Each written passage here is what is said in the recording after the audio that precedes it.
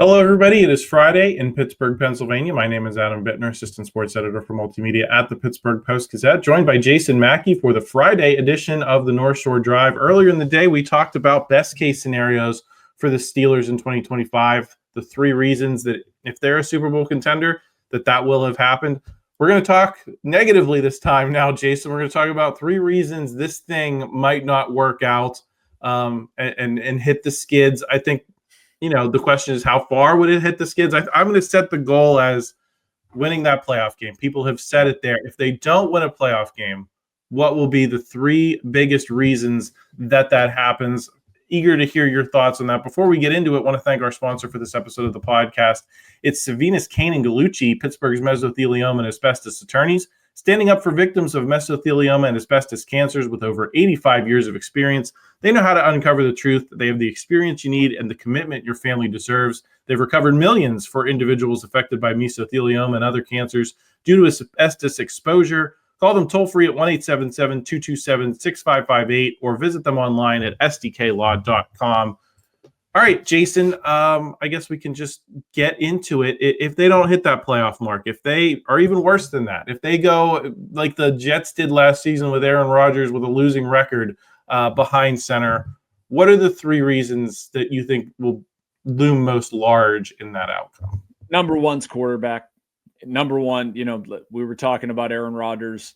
Can he stay healthy for the entire season? Well, if he doesn't, if he's terrible, if they can't get over that, I think they become one-dimensional. They become not very good. So I can't not start there. I think they can overcome a lackluster defense. I think they can, if you get the defensive performance from last year, I think they can overcome that.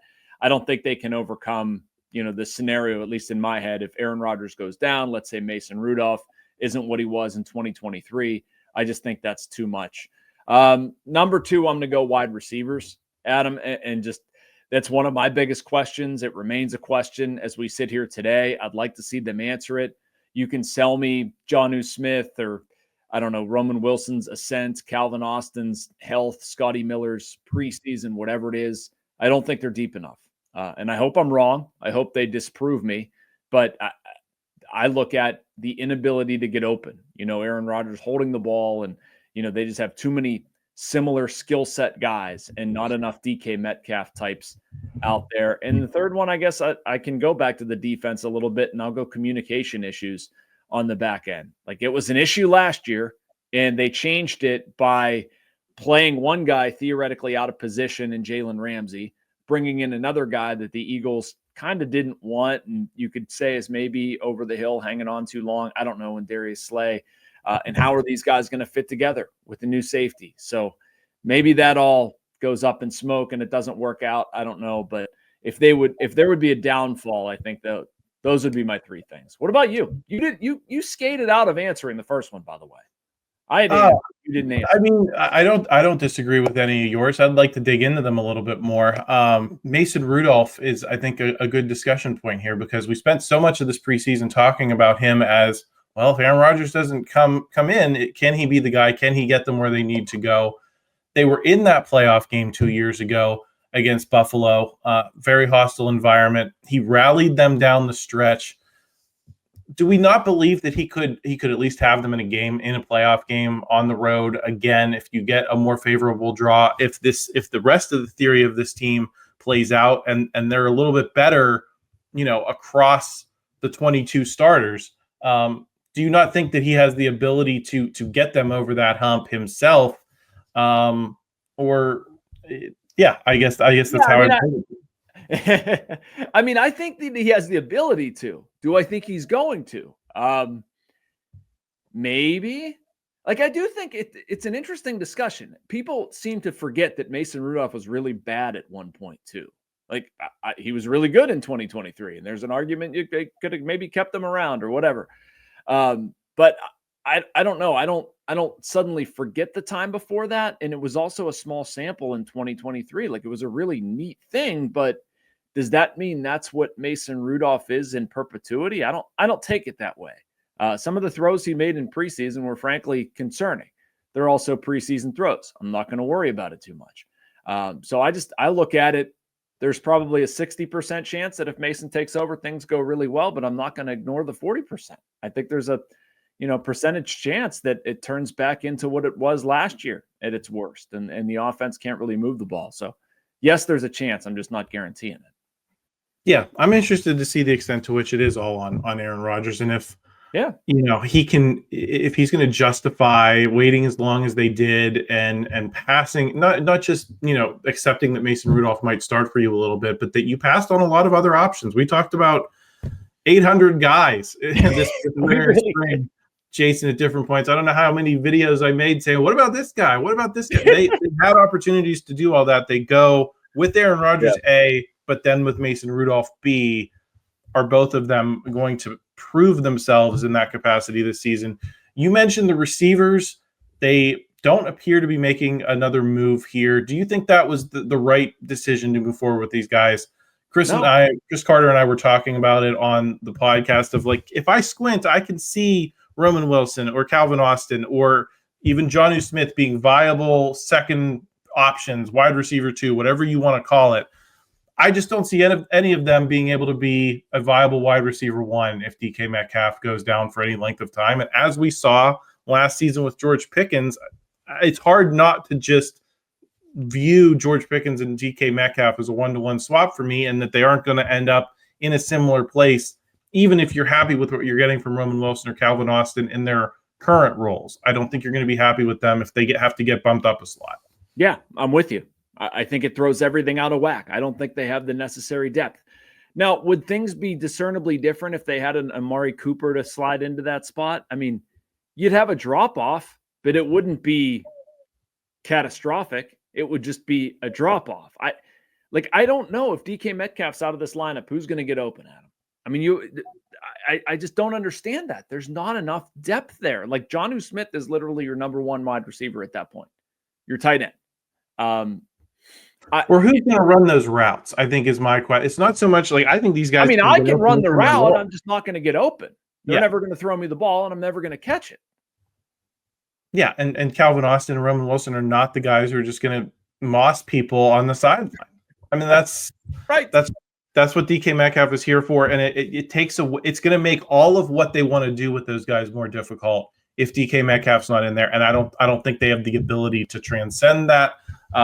Maybe Jonnu Smith with a little greater size can do that to some extent, but you're betting on DK Metcalf, and I think that's my biggest concern. Is it's a long season. You're going to lose these guys for lengths of time. Is it going to be the game that costs you the division? Is it going to be the game that costs you a playoff berth? What are those scenarios going to look like? I'm not particularly satisfied with the depth, but I'd understand if they want to wait and see what they have and maybe address it further into the season when, receivers are available. We saw it last year with Mike Williams. Guys might be available to trade. This is silly. This is silly, Adam. You go out and get Jalen Ramsey, Aaron Rodgers, Jonnu Smith, DK Metcalf. Like, what are you telling the world at that point?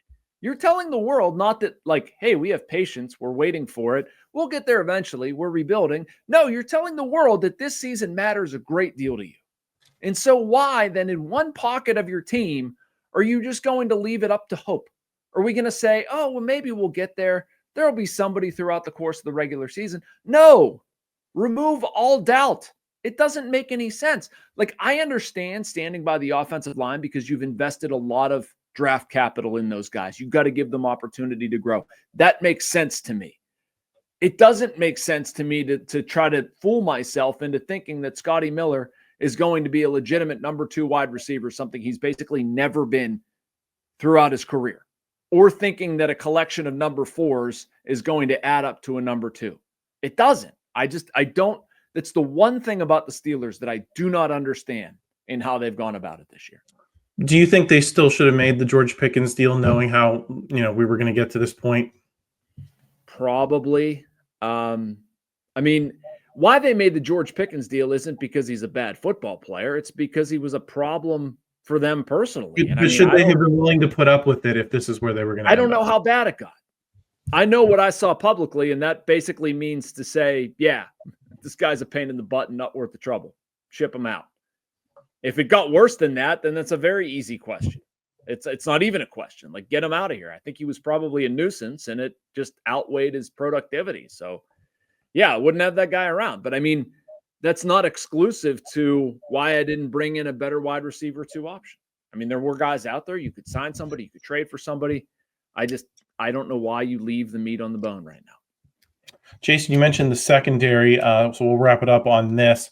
How much better can they look if the pass rush, like we talked about in our earlier video of best case scenarios, if the pass rush is effective and you've brought in these veteran guys who know how to play, know where to be, have some level of physical tools that's probably better than the guys that they had a year ago. Do you ultimately need less from a better secondary, and does that make the defense that much better? Or if let's just say you get the same pass rush you did a year ago, do you worry these guys are going to start to break down in their older age over a long season, and then it only takes one injury before they're getting picked apart on that back end by some of these better teams? Maybe you're not going to get picked apart by, the Browns, and maybe you can win through those division games. But when you start playing Joe Burrow, when you start playing, potentially a Josh Allen or a Patrick Mahomes in the playoffs, is this group good enough if you lose a guy or two? Yeah, I mean, I don't know if it is, Adam. I can paint a very rosy scenario where Jalen Ramsey is this ultimate chess piece and moving around, and nobody can figure out what Jalen Ramsey is going to do, and it's going to be the fascinating thing. And Darius Slay is great, and they man up against everybody. Like, that's why I brought up the other side of it. Like, what if that doesn't happen? Like, what if Juan Thornhill, who has been hurt the past couple of years with the Browns, what if he's hurt again? He's hurt right now. That's an entirely possible scenario. What if communication issues that plagued them last season persist? What if Joey Porter Jr. can't stop drawing penalties? What if Darius Slay isn't able to lock down an opposing team's number 2 wideout? We'll say it that way. What if Jalen Ramsey doesn't feel completely comfortable at times at safety, or they kind of find themselves in between with him bouncing around so much? I mean, I think those are entirely possible, if not concerning scenarios. So I don't know what it's going to be. I don't have a crystal ball. We saw those guys for one series in the preseason. I don't think anybody really knows. But I do think it could go one of two extremes. They could either be incredible, and we're all looking at Mike Tomlin saying this idea was genius, Jalen Ramsey, oh my goodness, all pro, this new position, new strategy, or we could be talking about the inverse. Yeah, will be interesting to see how that unfolds. But Jason, thank you for joining me today. Glad we could talk through those scenarios. A week away till NFL football. Not quite the Steelers yet, but the opener will be in the books by the time we next speak. So stay tuned to that. Stay tuned to the channel. Please subscribe if you're just joining us for the first time. Please like this video if you enjoyed it. Help us out in the YouTube algorithm. And we will talk to you again real soon. Thank you for checking out this content from Post-Gazette Sports. If you watch this video on YouTube, please like the video and subscribe to our channel. For all of the sports coverage the Post-Gazette has to offer, visit post-gazette.com.